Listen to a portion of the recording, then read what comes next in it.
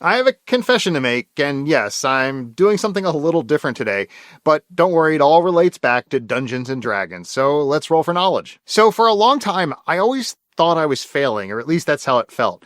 And I don't know, maybe you can relate.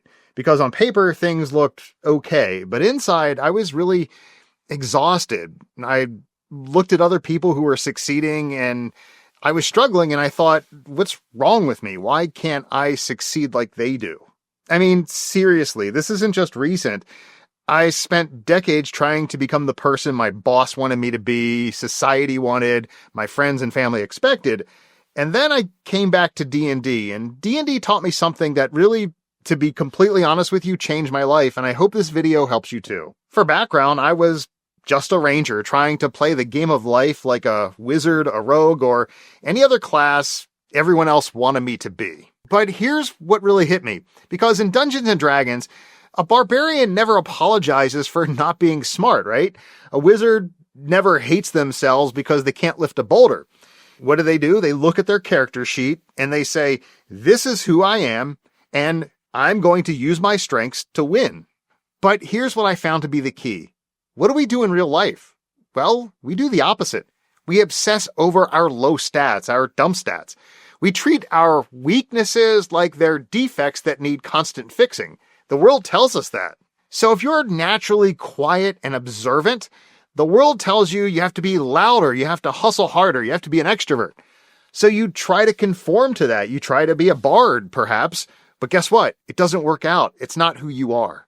But I discovered that my real-life D&D class was, in fact, a ranger.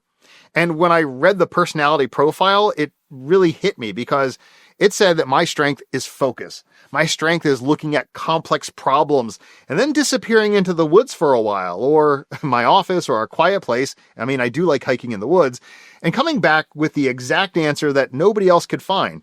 That is my strength. But guess what? For years, I thought my desire to work alone was a weakness because everyone was telling me to do the opposite.